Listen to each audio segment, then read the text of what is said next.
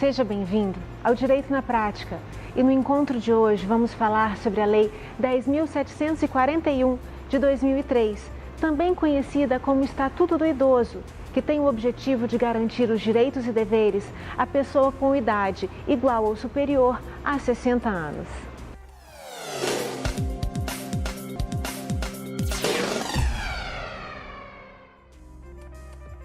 E para debater sobre os direitos dos idosos, eu converso com Dinar Parente, advogada, assistente social, presidente do Conselho da Pessoa Idosa da Serra e membro do Fórum Metropolitano. Dinar, muito obrigada por ter vindo, por ter aceitado o convite no Direito da Prática. Patrícia, eu que agradeço essa oportunidade de estar falando desse tema tão importante que é a causa da pessoa idosa. Sempre eu gosto no início de esclarecer para o nosso telespectador a base do nosso programa, né? Então, o que é uma pessoa idosa? Quais são as pessoas consideradas idosas? De acordo com a Política Nacional do Idoso e o Estatuto do Idoso, a pessoa idosa é aquele indivíduo com 60 anos ou mais. Nós sabemos que tem algumas regras, algumas normas que estão estabelecidas na Constituição Federal. Existem outras normas que estabelecem também os direitos dos idosos? Os direitos da pessoa idosa são garantidos, pelo artigo 230 da Constituição Federal, que diz que o quê? A família, a comunidade e o poder público são responsáveis por cuidar e garantir os direitos da pessoa idosa. E depois temos o Estatuto do Idoso, que fala a mesma coisa. E é importante, Patrícia, a gente ver a ordem. Então, a ordem é qual? Tanto na Constituição como no Estatuto do Idoso. Em primeiro lugar, é a família. Então, a responsabilidade é da família. Depois, da sociedade, da comunidade. E, por fim, do poder público. Então, toda a lei de garantia à pessoa idosa segue essa regra. Só que, infelizmente, a gente está vendo as coisas serem invertidas. As famílias não querem ficar com seus idosos, começam a querer passar essa responsabilidade para o poder público. E isso é uma questão de ordem pública. Nós temos que pensar de que forma nós vamos mudar essa cultura, onde o idoso é como um copo descartável. O idoso, quando ele começa a dar trabalho, quando ele adoece, ninguém quer mais ficar com ele. Em outras culturas, o idoso é considerado a pessoa de sabedoria, que tem toda aquela experiência, que é venerado pelos mais novos. Infelizmente, na nossa cultura não é isso que acontece. E qual é o direito que a Constituição ela garante de forma mais basilar? É que o idoso seja cuidado no seio de sua família. O parágrafo 1º do artigo 230 diz que as políticas de atendimento ao idoso devem ser realizadas preferencialmente na residência do idoso. Então, a todo momento, tanto a Constituição, como a Política Nacional do Idoso, como o Estatuto do Idoso diz o quê? Que o idoso tem que ser cuidado sim, mas dentro da sua família. Então a Constituição fala que o idoso tem que ser tratado pela família, o Estatuto também fala que é pela família e em segundo lugar é o poder público, é isso? Em segundo lugar é a sociedade, a comunidade como um todo e em terceiro lugar o poder público. E de que forma que o poder público faz isso? O poder público tem uma rede de atenção à pessoa idosa, Então, essa rede de atenção ela é prevista tanto no Estatuto do Idoso como na Política Nacional do Idoso. Então, são formas de atendimentos não asilares, que são os centros de convivência, os centros de cuidados diurnos, que seria o hospital dia e o centro dia, as oficinas de trabalho abrigadas, que seria para onde o idoso iria lá para aquele lugar para poder produzir alguma coisa. Ou seja, é um lugar que o idoso passa parte do dia, Quando você diz não asilar é porque ele não mora ali. Exatamente isso. Por quê? Para garantir o vínculo familiar, porque é importante que o idoso esteja com sua família. Cumprindo o que diz a Constituição, que o principal é a família. Exatamente isso. E o Estatuto do Idoso também garante entidades de atendimento ao idoso? O Estatuto do Idoso, sim, a Política Nacional do Idoso também garante o atendimento em regime de acolhimento, né? Mas esse atendimento é a última opção, Patrícia. Esse atendimento é para aquele idoso que não tem vínculo familiar, para aquele idoso que não constituiu família e que está numa situação realmente de violação de direitos, de abandono. Porque o que acontece? A nossa população está envelhecendo. Então, o Brasil, em 2050, nós vamos ser 30% de idosos. Então, vão ser 66 milhões de idosos. E não tem lugar para tanta gente assim. Então, por isso que é importante, é uma questão de política pública, sensibilizar as famílias para que fiquem com seus idosos. Por quê? Porque não vai ter asilo para todo mundo. Quando a gente fala em entidade de acolhimento, são os antigos asilos. E como é que era antes? Antes, a família com 11 filhos, 7 filhos, 8 filhos ia e colocava o seu pai e sua mãe no asilo porque não queria cuidar mais. Só que hoje, o que acontece? A expectativa de vida aumentou muito. Então, as pessoas estão vivendo mais e a gente tem que encaminhar para os asilos somente aquelas pessoas que realmente não têm vínculo familiar, não têm família que lhes dê apoio. Por quê? Porque senão não vai dar conta. Não existem tantos asilos assim. E esses asilos, eles são públicos, são custeados completamente pelo governo? No município da Serra, os asilos, existem 4 asilos que são conveniados. E a política do idoso traz um diferencial, por exemplo, da política da criança e adolescente. Quando existe um acolhimento de criança e adolescente, o poder público custeia 100%. Já do idoso, não. O artigo 35 do Estatuto do Idoso diz que o idoso pode contribuir com 70% do seu benefício, da sua aposentadoria, para a entidade. Então, além do valor do convênio, né, que é repassado pelo poder público, existe o recurso do idoso, o provento do idoso, que 70% fica por conta do asilo, fica no asilo. E esse idoso, ele é normalmente o idoso saudável? Nós precisamos fazer, aumentou tanto o número de idosos, né, a demanda de idosos querendo ir para uma entidade de acolhimento, que foi necessário fazer uma regulação. Então, hoje, aí eu vou dar exemplo do município onde eu atuo, no município da Serra, só entra no asilo, numa entidade de acolhimento de pessoa idosa, aquele idoso que está ou em violação de direitos ou em situação de vulnerabilidade social. E existe uma regulação que somente o CRAS ou o CREAS é que podem encaminhar esse idoso. Por quê? Para garantir que as vagas existentes fiquem para aqueles idosos que mais precisem. A gente entende que as famílias precisam trabalhar, que quando o idoso começa com uma demência, com Alzheimer, com uma dependência, fica difícil para a família se organizar com relação a essa pessoa idosa. Mas a gente tem que dar prioridade no acolhimento para aqueles idosos que não têm ninguém, ou que não constituíram família, ou que de alguma forma perderam os vínculos familiares. Então, hoje, nas entidades de acolhimento do município da Serra, só se encontra pessoas que realmente não têm vínculo familiar ou não têm família. Agora nós vamos dar uma paradinha para os comerciais e voltamos já já.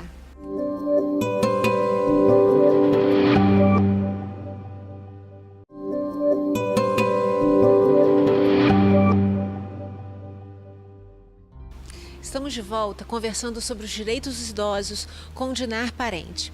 Dinar, sabemos que a obrigação da família, o cuidado, como a gente já conversou, está na Constituição Federal. E aquele idoso que não tem família, aquele idoso que não se tem notícias de parentes próximos e, além de tudo, ele ainda está doente. Ele não tem condições de, mesmo tendo uma aposentadoria, ele não tem condições de se cuidar, né? Ou de contratar alguém para cuidar dele mesmo. O poder público, ele tem políticas públicas para assistir este idoso? Ai, Patrícia, é uma pergunta bem difícil, porque Hoje em dia, né, no município da Serra, com a regulação que foi realizada pelo Conselho da Pessoa Idosa, só podem entrar nas entidades de acolhimento da pessoa idosa aquele idoso com grau de dependência 1 e 2. Então, aquele idoso com grau de dependência 3, que eu imagino que é desse que você deve estar falando, que é o idoso que está acamado, que não consegue comer sozinho, que não consegue se trocar sozinho, né? Então, esse idoso realmente é uma situação muito delicada, porque a gente não tem dentro do município, e desconheço, né, a nível de Grande Vitória, que exista um lugar para esse idoso. O que acontece muitas vezes as pessoas, vários grupos, né, fazem as visitas nas entidades de acolhimento de idosos e falam, mas eu cheguei lá e eu vi um idoso acamado.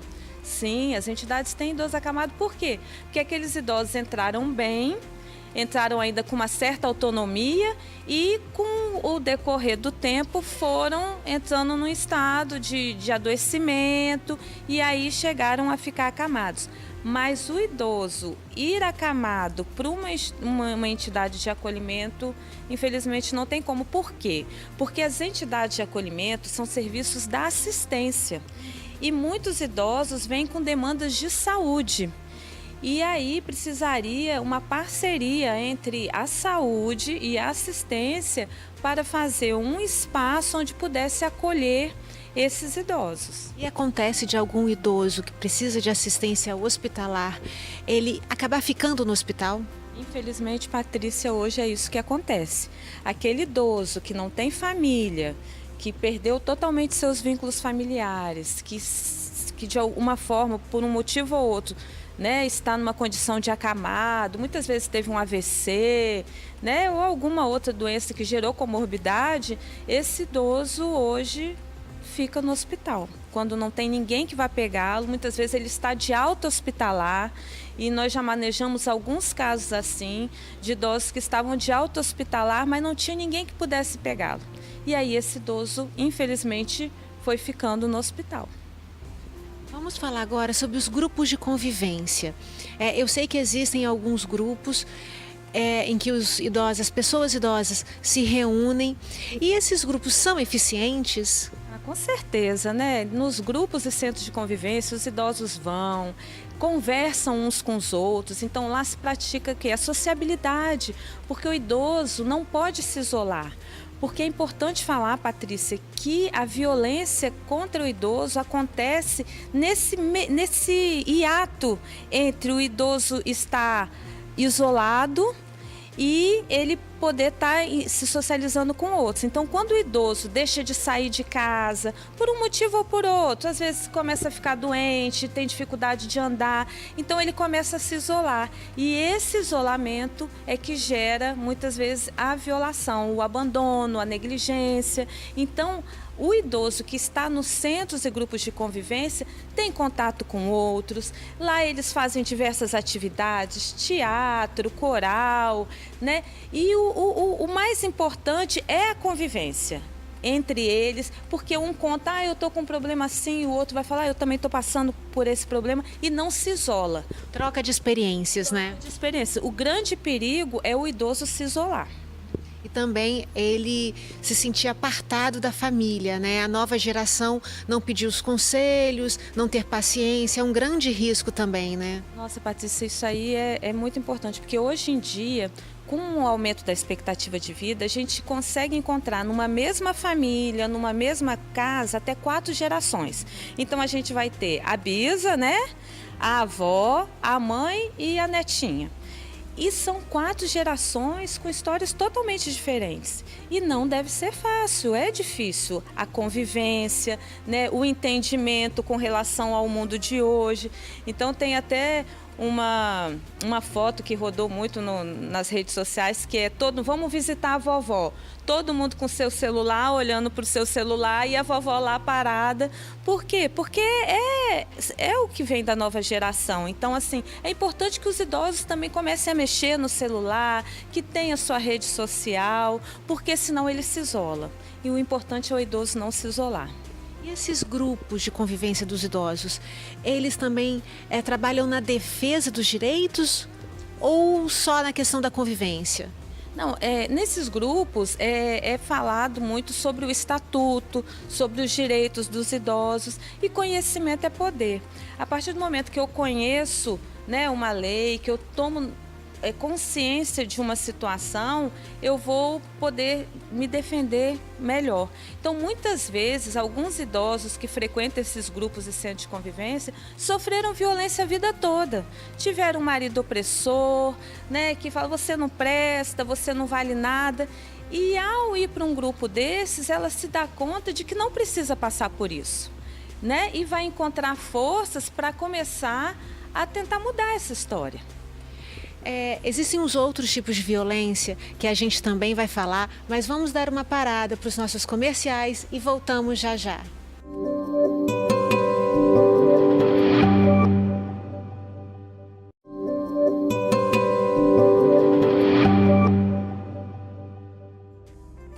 Estamos de volta e agora vamos falar sobre os crimes contra as pessoas idosas. Dinar, o Estatuto também fala que nenhum idoso será objeto de negligência, discriminação, violência, crueldade ou opressão. Você pode dar um exemplo de negligência? Na realidade, como eu falei antes, o crime contra a pessoa idosa acontece quando esse idoso começa de alguma forma a se isolar, por um motivo ou por outro. Ele pode começar com uma doença, né, e vai ficando isolado, e muitas vezes a gente vê o que? Aquele idoso isolado no cantinho da casa. Muitas vezes fazem um quartinho para aquele idoso, e é nesse momento que ocorre a negligência. O que é negligência? É quando você deixa de prestar cuidados, os cuidados vitais, a um idoso dependente ou semidependente. Então é o quê? É deixar de dar alimentação, deixar de dar medicação, deixar de cuidar da higiene. Então a negligência acontece nisso. Muitas vezes, Patrícia, nos casos que a gente atende, a gente percebe que muitas vezes a família não faz isso por maldade, vamos dizer assim. Faz até por desconhecimento ou porque entra numa situação de tanto estresse, de tanto desgaste, que chega um ponto que não consegue cuidar. E aí acontece a negligência. E, para mim, a forma de violência mais perversa que tem é o abandono. O abandono é quando aquele idoso, muitas vezes acamado, fica num canto, jogado num canto da casa, né? Sem alimentação, sem os cuidados básicos de higiene, sem medicação, muitas vezes sofrendo calor. E nós já pegamos no município, teve um caso que veio até para a mídia, de uma idosa que ficou um final de semana, ela era acamada, ficou um final de semana trancada dentro de casa, com um calor terrível, sem condições mínimas, sem água. Então, e hoje essa idosa está bem. E o filho dela, foi feito um trabalho com ele também, então ela hoje encontra-se numa entidade de acolhimento, o filho visita todos os dias. Então a gente tem que acreditar também que muitas vezes, quando um idoso ou uma família chega numa situação dessa, é porque não só o idoso está precisando de ajuda, a família também está precisando de ajuda. E é nesse momento que a gente tem que estar atuando, tem que estar trabalhando e principalmente acreditando que essa situação pode mudar. Dentro dessa linha aí, e uma família que tem 3 pessoas, vamos supor, as 2 precisam trabalhar e o idoso fica em casa sozinho durante o dia. Não existe um acompanhante ou um cuidador porque não se tem condições financeiras.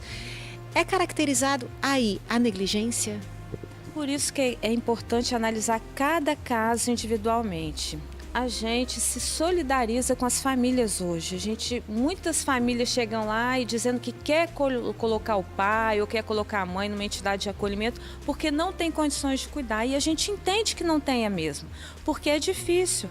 Então, isso acontece muito, Patrícia, cada vez está acontecendo mais. Mas é importante a gente lembrar também que quem cuidou hoje está sendo cuidado. Então, muitas vezes essa família sai o dia todo para trabalhar, mas cria uma rede de apoio para que esse idoso possa ficar bem. Agora, aquele pai, aquela mãe que hoje está idoso, que não cuidou, dificilmente vai ser cuidado. E aí eu quero trazer uma reflexão para a gente, para a nossa geração. Os nossos filhos hoje têm os cuidados terceirizados. Ou estão na creche, ou estão com uma pessoa que cuida. Será que eles vão cuidar da gente? Ou vão terceirizar? Ou vão terceirizar? Fica a pergunta. E qual é a punição dada a esses crimes? O Estatuto prevê, por exemplo, nos crimes de abandono, detenção de 6 meses a 3 anos. Mas ninguém obriga a cuidar de ninguém. Então, muitas vezes a gente vê, né, vai ter uma condenação, mas quem vai obrigar alguém a cuidar, a dar carinho, a dar amor? Então, o importante é sensibilizar. Né? A punição existe na lei, mas mais importante do que punir é sensibilizar aquela família para que ela cuide devidamente do seu idoso. E quando se tem notícia de que um idoso está sofrendo maus tratos, essa denúncia pode ser feita de que forma? É fundamental que essa denúncia seja feita, né? Então a denúncia pode ser feita no Disque 100. Você disca 100 e tem lá, né, o número da pessoa idosa e você faz a denúncia. Tem a delegacia do idoso, tem o conselho da pessoa idosa, cada município tem o seu conselho, você pode estar denunciando, e tem os CREAS, né? Cada município também tem o seu CREAS, que trabalha com a violação de direito, e essa denúncia pode estar sendo feita no CREAS também e no Ministério Público. Dinar, muito obrigada pelos esclarecimentos, foi realmente engrandecedor. Muito obrigada. Eu que agradeço a oportunidade, Patrícia. Muito obrigada. Encerrando o programa de hoje, nós vamos assistir o depoimento de Dona Gilca Peçanha Negres, uma senhora de 96 anos que tem os seus direitos plenamente assistidos pela família.